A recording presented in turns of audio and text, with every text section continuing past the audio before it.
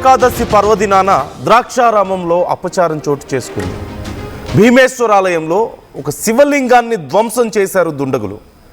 సప్తగోదావరి ఒడ్డున ఉన్నటువంటి కపాలేశ్వర స్వామి లింగం ధ్వంసమైంది. శివలింగాన్ని ధ్వంసం చేయడంపై భక్తులు ఆగ్రహం వ్యక్తం చేస్తున్నారు. ఈ ఘటనపై సీఎం చంద్రబాబు కూడా ఆరా తీసినట్లుగా తెలుస్తోంది. నిందితులను కఠినంగా శిక్షించాలంటూ సీఎం ఆదేశించారు. 6 ప్రత్యేక బృందాలతో నిందితుల కోసం గాలింపు చర్యలు కూడా మొదలుపెట్టారు. ఘటనా స్థలికి dog squad, clues team, forensic teams చేరుకున్నాయి. ధ్వంసమైన స్థానంలో కొత్త లింగం ప్రతిష్టాపన జరగాలి అంటూ కూడా ఇప్పటికే ఆదేశాలు జారీ చేసినట్లుగా తెలుస్తోంది. కానీ దెబ్బతిన్నటువంటి శివలింగం చాలా పురాతనమైంది. ఎప్పుడో ప్రతిష్ఠించబడినటువంటి శివలింగం. దాని స్థానంలో, ఆ శివలింగం స్థానంలో కొత్తది ప్రతిష్ఠించినప్పటికీ కూడా ఈ ప్రాసెస్ ఎక్కడి నుంచి వస్తుంది? కానీ మరోవైపు అసలు ఈ శివలింగాన్ని ధ్వంసం చేసిన వాళ్ళు ఎవరు, ఏ ఉద్దేశంతో చేశారు? దీనికి సంబంధించి మనం డీటెయిల్స్ తెలుసుకుందాం. ప్రకాష్ జాయిన్ అవుతున్నారు మనతో. మీరు స్క్రీన్లో చూస్తున్నారు ధ్వంసం అయినటువంటి శివలింగాన్ని మీరు స్క్రీన్లో చూస్తున్నారు. అక్కడికి చేరుకున్నటువంటి పోలీసులు, డాగ్ స్క్వాడ్ ఎవరు ధ్వంసం చేస్తుంటారు అనే దానికి సంబంధించి ఆనవాళ్లను కనిపెట్టే ప్రయత్నం చేస్తున్నారు. ఆ క్లూస్ కోసం ప్రయత్నాలు జరుగుతున్నాయి. సీసీ కెమెరా ఫోటేజ్ ఆధారంగా కూడా ఈ విచారణ చేస్తున్నట్లుగా తెలుస్తోంది. మరోవైపు అక్కడున్నటువంటి హిందువులు ఆందోళన వ్యక్తం చేస్తున్నారు. శివలింగం ధ్వంసం చేసిన వాళ్ళ మీద కఠిన చర్యలు తీసుకోవాలని వారు డిమాండ్ చేస్తున్నారు. డీటెయిల్స్ తెలుసుకుందాం. ప్రకాష్ మనతో లైవ్లో సిద్ధంగా ఉన్నారు మా ప్రతినిధి. ప్రకాష్, ఎవరు చేస్తుండొచ్చు అని అనుమానిస్తున్నారు? అక్కడ ఉన్నటువంటి భక్తులు ఏమంటున్నారు ఈ అంశానికి సంబంధించి? డీటెయిల్స్ ఏంటి? నందు, ఏదైతే ఈ యొక్క అంబేద్కర్ కోనసీమ జిల్లాలో ఉన్నటువంటి దక్షిణ కాశీగా విరజిల్లుతున్న ఈ యొక్క అపచారం అయితే చోటు చేసుకుంది. అది కూడా వైకుంఠ ఏకాదశి నాడు చోటు చేసుకోవడంతో ఇదంతా కూడా వివాదాస్పదంగా మారినటువంటి పరిస్థితి ఉంది. ఏదైతే ఈ యొక్క భీమేశ్వర స్వామి ఆలయం, కపిలేశ్వర ఘట్టం ఏదైతే ఉందో, గోదావరి సప్తనదుల సమీపంలో ఉన్నటువంటి ఒక శివలింగం అయితే ఇక్కడైతే ఏర్పాటు చేశారు. అది కూడా ప్రాంగణం వెల్లుపల ఉన్నటువంటి ప్రాంతం. కైలాస ఇక్కడ భూమి పక్కనే అక్కడ స్థానాలు ఆచరిస్తుంటారు. అక్కడ స్థానంగా ఘట్టంగా కూడా చెప్పుకొస్తుంటారు. అటువంటి శివాలయం మనం ఇప్పుడు ఎక్కడ జరిగినటువంటి ఘటన ప్రాంతంలో, అలాగే గుర్తు తెలియని దుండగుడు ఈ యొక్క శివాలయం పై భాగంలో ఉన్నటువంటి లింగాన్ని ఆ 3 ముక్కలుగా చేసి ఒక ముక్కని ఆ యొక్క కోనేరులో పడవేయడం, అలాగే మరొకటి బయట పడవేయడంతోనే మొత్తం అంతా కూడా ఇదంతా కూడా దుమారం అయితే రేపుతుందో. పక్కన హైందవ సంఘాలు దీనిపై పూర్తిగా మండిపడుతున్నారు. అలాగే ఈ ఘటనపై ఏ విధంగా జరిగిందనో పక్కన పోలీసులు విచారణ చేపడుతున్నారు. అలాగే ఏపీ సీఎం చంద్రబాబు సైతం కూడా ఈ విచారణ వేగవంతం చేసి ఈ దాడికి పాల్పడినటువంటి వ్యక్తిని కఠినంగా ఇప్పుడంతా కూడా చర్యలు తీసుకోవాలంటూ కూడా చెప్పుకొస్తున్నారు. ఇప్పటికే ఈ యొక్క ప్రాంతాన్ని ఇండోమెంట్ కమిషనర్ కూడా రామచంద్రమోహన్ ఈ యొక్క ప్రాంతాన్ని కూడా పరిశీలించారు. ఈ ఘటనపై పోలీసులు డాగ్ స్క్వాడ్ వచ్చింది, ఇవన్నీ కూడా పరిశీలించి ఈ యొక్క సీసీ ఫుటేజ్ ఆధారంగా పక్కనైతే దర్యాప్తు వేగం అవుతుంది. ఘటన జరిగినటువంటి ప్రాంతం ఏదైతే ఉందో, భీమేశ్వర స్వామి ఆలయం ప్రాంగణం బయట ఇక్కడ ఉన్నాం. ఇదే మనం చూస్తున్నటువంటి ఆ శివలింగం. ఈ యొక్క ప్రాంతంలోనే అక్కడ ఘటన జరిగినటువంటి శివలింగాన్ని కూడా చూస్తున్నాం. ఇక్కడ అధికారులు ఇప్పటికే ఇండోమెంట్ అధికారులు ఒక సంప్రోక్షణ చేసి ఇప్పటికే ఈ యొక్క ప్రాంతాలని పరిశీలించి భక్తుల ఎటువంటి మనోభావాలు దెబ్బతినకుండా ఇప్పటికే మనం చూస్తున్నాం. ఇదే ఆ శివలింగం.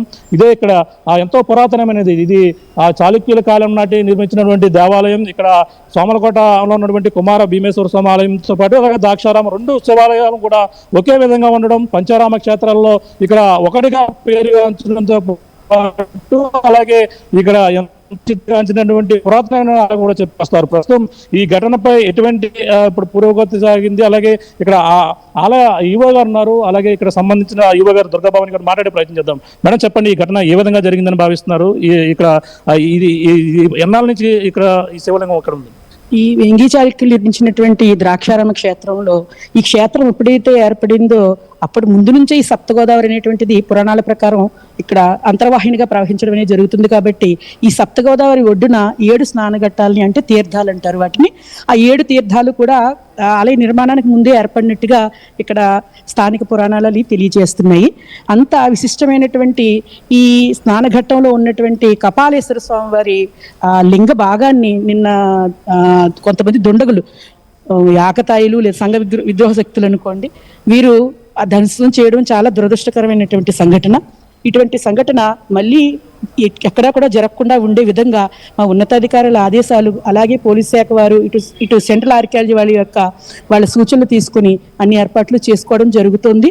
అయితే ఈ స్వామివారు నిన్న ఇదేంటంటే బయట ఆలయ ప్రాంగణం వెలుపల సప్తగోదావరి ఉంటుంది కాబట్టి ఇక్కడ నిత్య ధూపదీప నైవేద్యాలు కానీ కైంకర్యాలు జరిగేటువంటి భాగం కాదు. ఇక్కడ స్నానానికి వచ్చేవారు ఇక్కడ మనకి తెలుసు శివాలయాన్ని ఆనుకుని శ్మశానం ఉంటుంది, కైలాస భూమి ఉంటుంది. కైలాస భూమిలో ఇక్కడ ఏదైనా కార్యక్రమం చేసుకున్న వారు వచ్చి ఆ కపాలం పగలకుండా ఉండే విధంగా ఇక్కడ స్నానం ఆచరించి స్వామివారికి అలా నీరు పోసుకుని పూజ చేసుకుని వెళ్ళడం అనేటువంటిది ఇక్కడ ఆనవాయితీగా జరుగుతుంది. అయితే ఎప్పుడైతే ఈ త్రిపీఠం నుంచి ఈ లింగాన్ని పూర్తిగా వాళ్ళు పానవటం నుంచి తొలగించలేదు, ఆ దుండగులు ఏదైతే చేశారంటే కొంత భాగాన్ని పై భాగాన్ని ధ్వంసం చేసి పడవేయడం జరిగింది. కాబట్టి ఆ త్రిపీఠం నుంచి వేరు చేయలేదు కాబట్టి పార్వతమ్మవారి నుంచి ఆ లింగం వేరు అవ్వలేదు కాబట్టి ఈ సెంట్రల్ ఆర్కియాలజీ వారు మరొక ఆ వాయులింగాన్ని ఒకదాన్ని తీసుకుని వారు ఇవ్వడం జరిగింది. ఇక్కడ మన దేవస్థానం ద్రాక్షారామం దేవస్థానం స్మార్తాగమానికి పెట్టింది పేరు.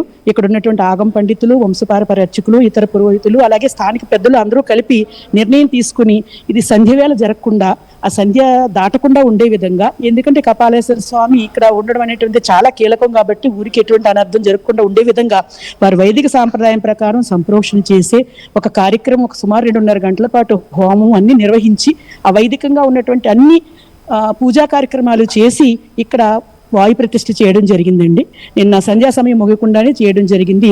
వాటి భక్తులు మనోభావాలు తినకుండా ఉండే విధంగా మా దేవాదాయ శాఖ కూడా వెంటనే సత్వరమే చర్యలు తీసుకోవాల్సి ఉంటుంది. కాబట్టి ఉన్నతాధికారుల ఆదేశాల మేరకే సాంప్రదాయాల ప్రకారం ఈ కార్యక్రమాన్ని పూర్తి చేశాం తప్ప ఇది భక్తుల మనోభావాలు ఇబ్బంది కలిగేటువంటి విషయం కాదండి. సంప్రోక్షణలు జరగలేదు, శాశ్వతంగా జరగలేదు అనేది కూడా కొంతమంది చేస్తున్నటువంటి ఆరోపణ. దాన్ని ఏ విధంగా చూడాలంటే దానికి తిథులు ఇవన్నీ కూడా చూసుకోవాలి, చూడకుండా వెంటనే భక్తుల మనోభావాలు దెబ్బకుండా ఏ విధంగా చేసేసారో అర్ధంతరంగా అని చెప్పేసి కొంతమంది కూడా దీనిపై ఆరోపణలు చేస్తున్నారు. ఎలా చూడాలి?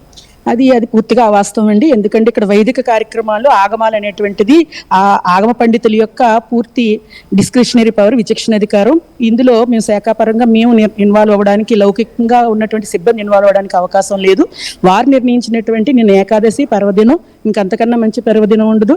ఆ రోజు ఆ టైంలో దుర్ముహూర్తం లేని టైం చూసుకుని వారు ఆ పూర్తిగా ఆ సాంప్రదాయం ప్రకారం ముహూర్తం చూసుకుని ఒక సుమారు 2.5-3 గంటల పాటు ఈ వైదిక కార్యక్రమాన్ని నిర్వహించి చేశారు తప్ప అప్పటికప్పుడు కంప్లీట్ చేసింది మాత్రం కాదండి. అంటే ఇక్కడ కూడా అనుమానం వ్యక్తం చేస్తున్న పక్కన ఏదైతే నిన్న వైకుంఠ ఏకాదశి పక్కన పర్వదినం ఎంతో దినం మంచి భక్తులు దర్శించుకుంటున్నారు. కానీ ఆ సమయంలో ఇటువంటి ఘటన జరగడం ఏ విధంగా చూడాలి? ఇది సంఘ విద్రోహకులు చేసిన పని అనుకోవాలి, లేదా ఆకతాయిలు చేసిన పనిగా మీకు ప్రాథమిక నిర్ధారణ రావడం?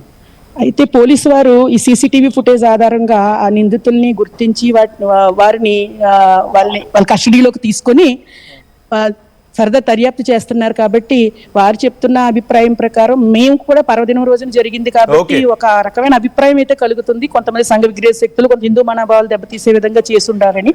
కాకపోతే భక్తులందరూ కూడా ఏ అపోహలు లేకుండా శ్రీ స్వామివారిని దర్శించుకుని తరించుకోవాల్సిందిగా కోరుతాం. ఇది పరిస్థితి నందు. అంటే ప్రధానంగా జరిగిన ఘటనపై పక్కన పోలీసులు విచారణ చేస్తున్నారు. అలాగే వైకుంఠ ఏకాదశి నాడు ఈ పర్వదినాన్ని జరగడంతోనే భక్తులు మనోభావాలు దెబ్బతినకుండా అదే రోజు సంప్రోక్షణ చేసి ఇక్కడ శివలింగాన్ని ఇక్కడ అమర్చడం జరిగిందంటూ కూడా ఆలయ ఈవో గారు కూడా చెప్పుకొస్తున్నటువంటి పరిస్థితి. అలాగే దీనిపై అప్పటికే పోలీసులు విచారణ చేపడుతున్నారు. ఒక వ్యక్తిని కూడా అదుపులో తీసుకున్నట్టుగా మనకు వచ్చినటువంటి సమాచారం. మరి తెలియాలి ఇది ఆకతాయిలు చేసిన పని, ఇది ఏదన్నా సంఘ విద్రోహ శక్తి చేసిన పని అని కూడా తెలియాలంటే మరి విచారణ అయితే చేపడుతున్నటువంటి పరిస్థితి ప్రధానంగా కనపడుతుంది నందు.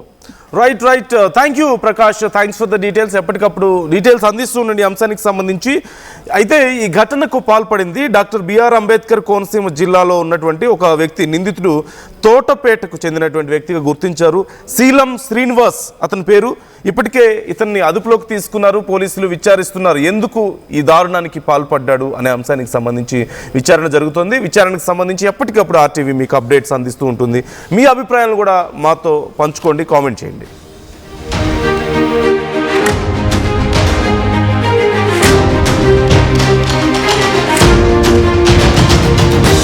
ఇంకా జలుబు, తలనొప్పి, ఒళ్ళు నొప్పులు ఏంటమ్మా? శాస్త్రి వామ్ 5 రూపాయల ప్యాక్ రిలీజ్ అయింది కదా చెల్లెమ్మా. శాస్త్రి వామ్ 5 రూపాయల ప్యాక్ రిలీజ్ అయిందమ్మా, వెంటనే తెచ్చుకో. శాస్త్రి బామ్ 5 రూపాయల్లో అద్భుతం. నగల సామ్రాజ్యం పెద్దది, మన వేడుకల్లో నగల పాత్ర పెద్దది. నగల్లో మన సంప్రదాయం, అది పెద్దది. అదే విధంగా నగలు కొనేటప్పుడు మీ సేవింగ్స్ కూడా ఇకపై పెద్దగా ఉంటుంది. అన్ని నగల తరుగును ముందు కన్నా ఇంకా తగ్గించాం. ఈ తక్కువ తరుగును చూస్తే వెంటనే నగలు కొనేస్తారు. డైమండ్ జ్యువెలరీ ధరలు కూడా పెద్ద లెవెల్లో తగ్గించాం. ఇకపై అందరూ డైమండ్ జ్యువెలరీ కొనుక్కోవచ్చు. ఏ ఆఫర్లోనూ పక్కదారి పట్టకండి. ఇక్కడికొచ్చి కంపేర్ చేస్తేనే తెలుస్తుంది మీకు ఎంత పెద్దగా డబ్బులు ఆదా అవుతుందో అని.